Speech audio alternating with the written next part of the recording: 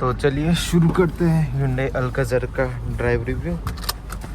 आपको यहाँ पे अपने को ऑटोमेटिक ट्रांसमिशन मिलता है, D Newton reverse and park चलते हैं डी में। एंड अभी तो हमने स्पोर्ट्स मोड में ही लगा के रखे हैं। इसको ओवरऑल ORVM देखे तो काफ़ी बड़े था, आपको आगे पीछे देखने में ऐसा कोई प्रॉब्लम नहीं आती। एंड इसका एक बार में एक्सेलरेशन टेस्ट करते हैं, अगर कोई खाली रहा तो हाँ अभी है फुल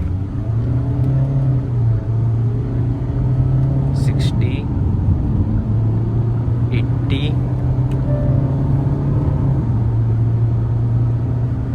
100। वैसे मतलब टाइम लेती है इसे थोड़ा सा चढ़ने में 100 के आसपास, बट ठीक है जिस हिसाब से 7 सीटर है, MPV है, कैप्टन सीट है, उस हिसाब से देखने जाए तो ठीक है। ओवरऑल हम देखें तो भाई ऑल 4 वेंटिलेटेड सीट आते हैं, तो यहाँ पर भी अपने को आगे भी मिलती है बहुत सी गाड़ियाँ हम देखें, बट पीछे शायद ही इस प्राइसिंग पे अपने को जो है वेंटिलेटेड सीट मिलती है। हम सफारी हम देखें टॉप लाइन में देखें वहाँ पे मिलती है, बाकी अदर देन दैट से हम कंपेयर करने जाए तो 2-2.5 लाख महंगी निकल के आती, तो उस हिसाब से देखना भाई हाँ काफ़ी वैल्यू फॉर मनी वेरिएंट है। एंड आप कहोगे कि भाई आपको कैप्टन सीट भी चाहिए, तो हाँ वहाँ पे अपने को कैप्टन सीट पे भी उस पैरामीटर में हम देखने जाए तो वहाँ पर भी ये काफ़ी अच्छी तरह से खरी उतरती है। इसके हम टच स्क्रीन देखें तो काफ़ी ज़्यादा ड्राइवर ओरिएंटेड है। हम BMW की कार में देखते हैं कि भाई जो है इस तरफ ही ज़्यादा सेंट्रल होती है, तो वो सेम चीज़ यहाँ पर भी है। बट एक चीज़ है कि आपको पता चल जाएगा कि भाई यहाँ पे जो है कुछ नहीं आता, तो वो काफ़ी मतलब बड़ा से एक बेजल सा फील तो होता तो है, उसमें कोई कंप्लेंट है। एंड इसकी हम टर्निंग रेडियस की बात करें, 5.2 mm का अपने को टर्निंग रेडियस मिलता है, जो हम छोटे मोटे जगह पे आपको निकालने के लिए परफेक्ट है। ऐसा आपको फील नहीं करवाएगी कि भाई आप बहुत ही बड़ी गाड़ी चला रहे हो और आपको जो है एक एक्स्ट्रा स्किल्स चाहिए, नहीं। उस हिसाब से देखना जो एकदम आप नॉर्मल गाड़ी की तरह आप इसे चला सकते हो। और देखो एंड आवाज़ करते उसका मज़ा है भाई। ये जो डीजल इंजन है वो काफ़ी ज़्यादा स्मूथ है फर्स्ट ऑफ ऑल, एंड दूसरी चीज़ इसकी माइलेज देखने जाए ना बहुत तगड़ी निकल के। आप अच्छे से प्यार से चलाओगे ना तो ये 18-19 के आसपास की माइलेज छोड़ने ही नहीं वाले। आप आराम से चलाते जाओ, ये गाड़ी आपको माइलेज देती रहेगी। मेरे फ्रेंड के पास ये गाड़ी अराउंड इसके पहले वाली थी, बट इंजन सेम है, तो वो 20-22 की हाईवे पे निकलता है, और वो भी 7 लोग बिठाने के बाद, तो वो काफ़ी अच्छी चीज़ मैं मानता हूँ कि भाई देखो इस हिसाब की गाड़ी ना 20 की माइलेज बहुत ही अच्छी निकल के आती है। इसका मोड हम चेंज करते हैं क्योंकि आप स्पोर्ट्स में चलाते हो तो ये जो है RPM बहुत खींचती है। जस्ट लाइक मैं अब नॉर्मली 80 पे क्रूज़ करेंगे, देखते हैं ठीक है 80 पे क्रूज़ करने पे कितने RPM पे रखते हैं, तो भाई देखो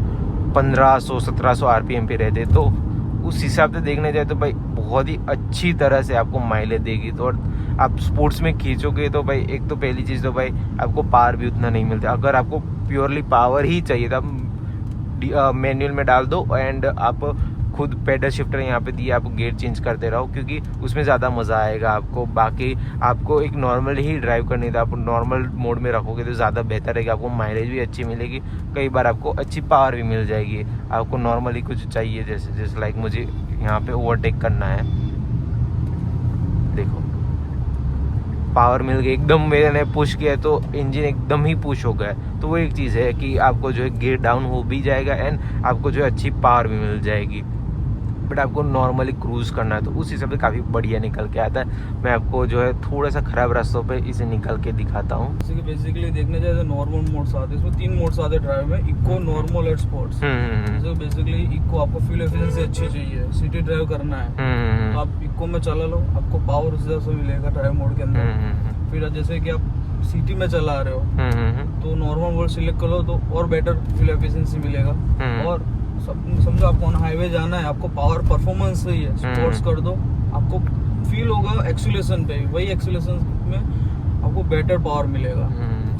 बट आई फील कि मतलब नॉर्मल में ही अगर आप पेडल शिफ्टर यूज कर लो तो ज़्यादा बेहतर रहेगा, मुझे लगता है। नहीं, नॉर्मल में पेडल शिफ्टर आप यूज करोगे, जो नॉर्मली गियर चेंज शिफ्ट होता है तो आपको जो नॉर्मल पावर ही मिलेगा।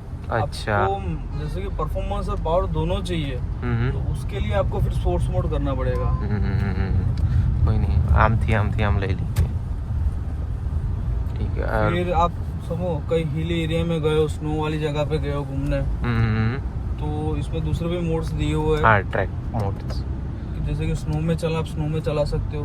बारिश के सीजन में क्या मड्स वगैरह ज्यादा आ जाता है, जनरली क्या है कि दूसरी गाड़ी में स्लिप ज्यादा होती है, गाड़ी कंट्रोल नहीं होता, तो आप मड सिलेक्ट करके आप इजीली निकाल सकते हो गाड़ी को।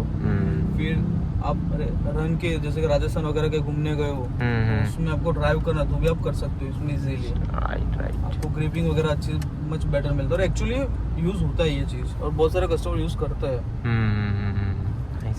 तो सैंड में अगर हम करते थे तो इसके टायर की हवा कम हो जाती? नहीं, हवा कुछ नहीं होता, अपने हिसाब से टायर की मूवमेंट होती है वो। अच्छा, ठीक है, क्योंकि कई गाड़ी में सैंड बोर्ड में हवा कम कर देते हैं।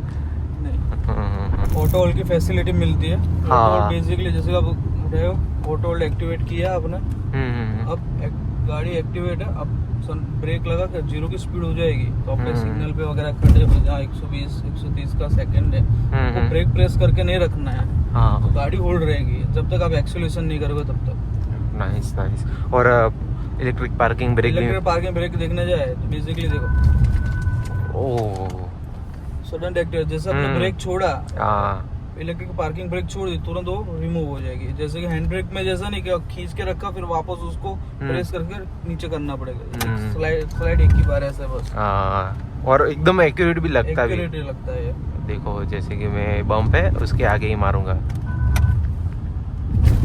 ये अच्छी चीज है, एकदम प्रेस करके रखोगे, रखना पड़ेगा इसको। जैसे कि ये मैंने रखा, अब मैंने छोड़ दिया, तो नॉर्मली होगा, ये अच्छी बात है। और इसका 360 व्यू कैमरा देखो, 360 व्यू कैमरा काफी बढ़िया है यार, क्वालिटी वाइज देखने जाए फर्टे का नहीं, कहीं पे रात में भी बहुत अच्छा होता है, Hyundai के कैमरास बहुत अच्छे होते हैं। अभी सिर्फ पीछे का आपको दिखेगा, इसके अंदर 360 व्यू, जैसे गाड़ी खड़ी है, स्टॉप गाड़ी है, तो आपको पूरा व्यू दिखेगा इसमें। नाइस, जैसे एक्टिवेट हो गया अभी तो पूरा 360 व्यू कैमरा बंद है। अब देखते भाई खराब रास्तों में कैसे चलती है, वैसे उतना भी खराब नहीं है, बट हम देखने जाए पे मिट्टी में कैसे परफॉर्म करेगी, तो हाँ इसके हम स्टेबिलिटी वाइज भी देखने जाए तो हाँ काफ़ी अच्छी निकल के आती है। ओह, व्हील स्पिन भी हुआ भाई इस बार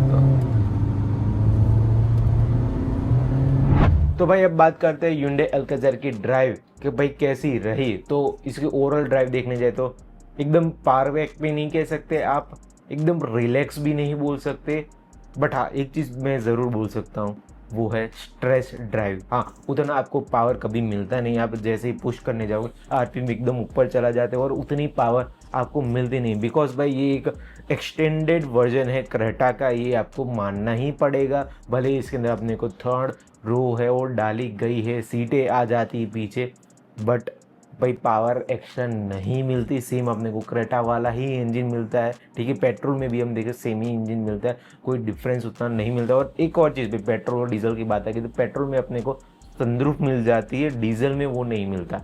तो और कंपनी का कहना है कि भाई जो कंपनी है, जो ब्रांड है, वो चाहती है कि भाई पेट्रोल खरीदे, इसीलिए हमें डीजल में कोई सनरूफ नहीं मिलता। कुछ भी।